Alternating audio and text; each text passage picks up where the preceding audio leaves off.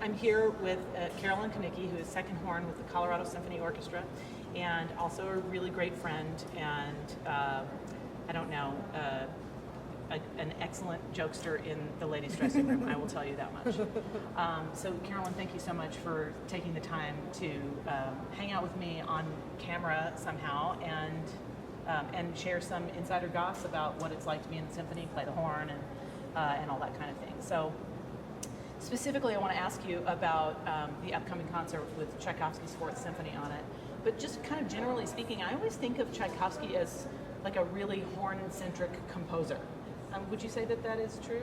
Absolutely. Okay, and why is that? I mean, besides the fact that the horn is obviously the world's best instrument that was ever invented. One of the best things about horn is that we are kind of a hybrid in the orchestra. We're a brass instrument, but we also fit in really well with woodwinds. Also strings a lot of the time. Yeah.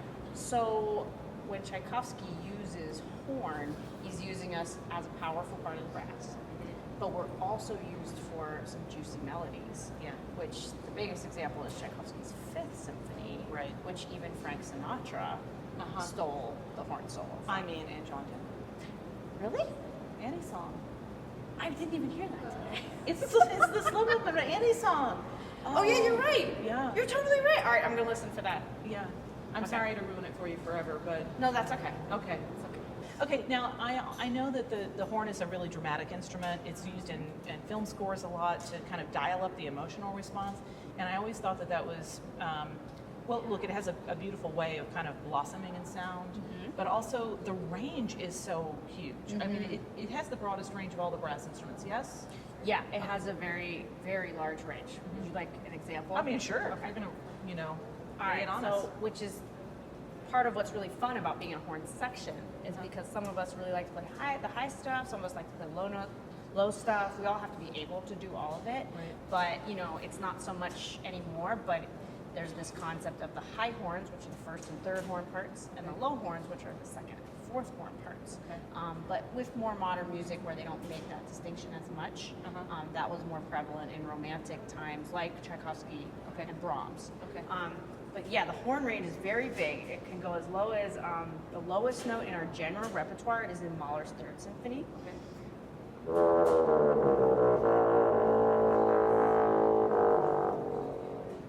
That note I stopped on is in Mahler's Third Symphony. Do you have to pull that note out of nothing in Mahler's symphony, or does he like It goes from a allow low you? G.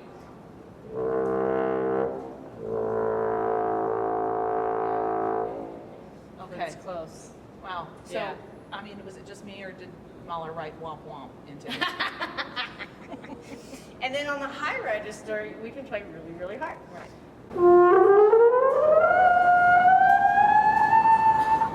Ooh, do you have to do your eye like that when it goes up high? Yes. Okay. No, just my eye goes like that when I go up high too. All right.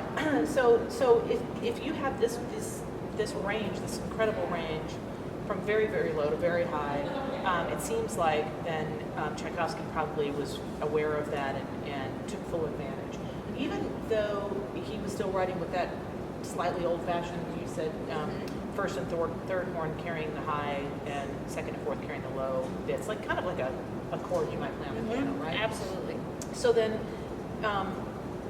but if he was going to write a solo, would it always be in the first horn, or are there third horn solos that are not as high, or fourth horn solos that are super low?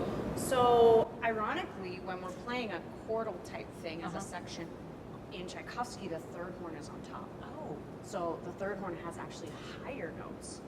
However, the long, juicy solos are always in the first part. I mean, why? There are some little snippet solos that are in the third part. I see. Okay. But in So- Tchaikovsky, third horn it carries a lot. Why do you think he would do that? I am not a pedagogue. Huh. We would have to do some research. Let's just make some stuff up.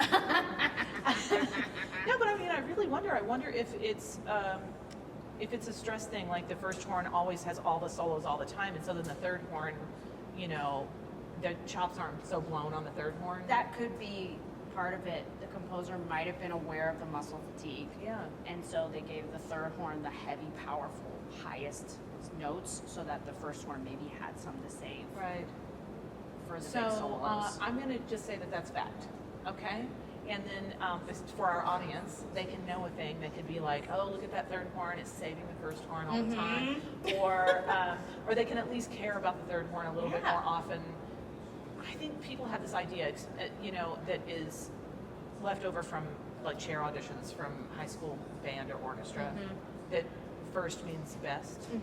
And it might, in some instances, I guess, mean that. But in the case of the horns, first, second, third, and fourth are more about the roles that they play. Absolutely. Okay. And it is true that the first horn has been, there was an article somewhere where top 3 most stressful jobs in the world, principal horn of an orchestra was in there. Wow. Yeah. What were the other 2? Like Might have brain been like, surgeon. brain surgeons, things like that. And then but- like parents. Okay.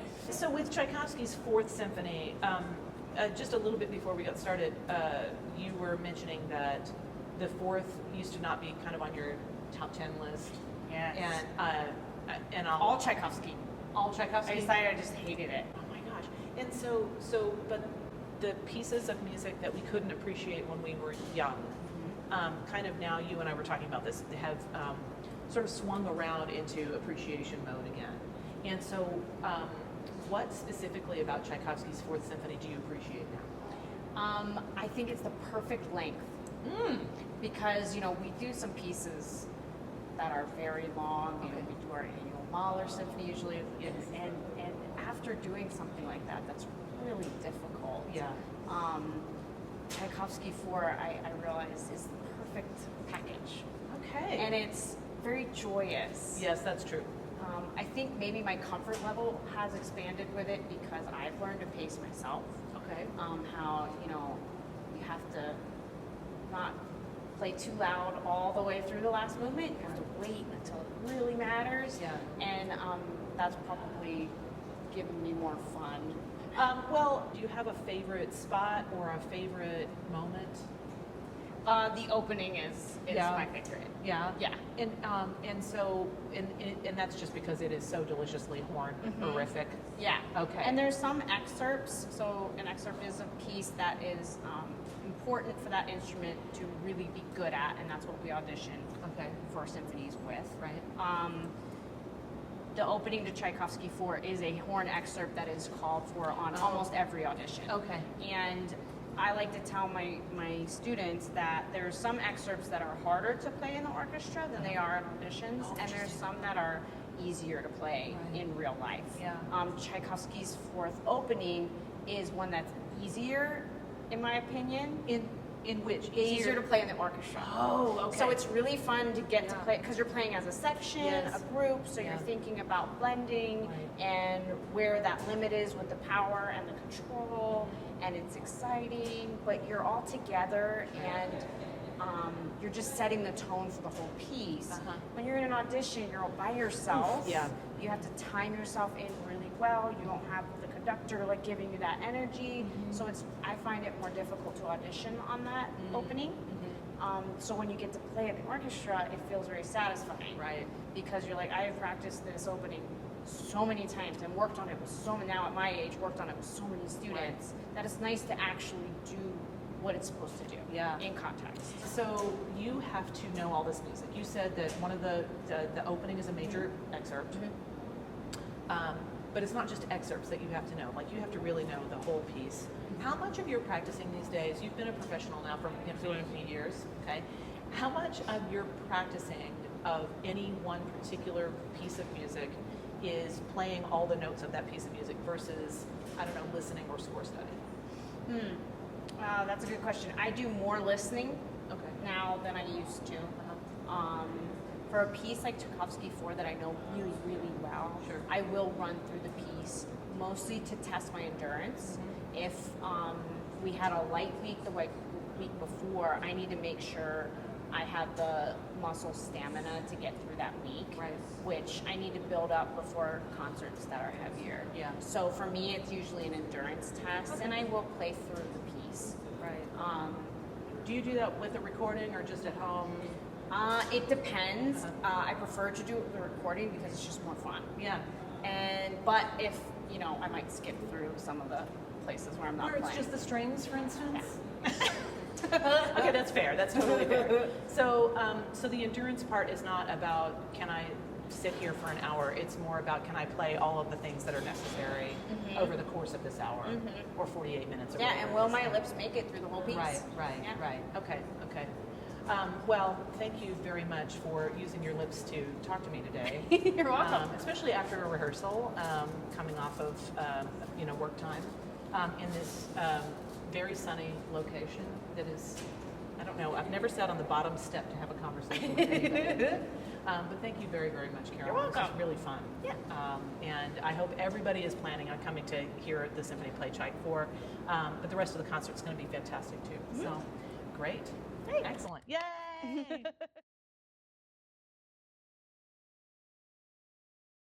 Before gives you everything you want. Yeah, that's right. And it's not as overindulgent, I think, as some Tchaikovsky can be. Great. So in terms of candy, it's more like a really bright hard candy and not so much a chocolate-covered, I don't know, juicy thing. What's a good juicy Cherry chocolate? cordial? Oh, Too cherry much. cordial. Yeah, like, You think you want it, and then you just really don't. yeah, and then you've had 3 and it's No. too much. Yeah. Yeah.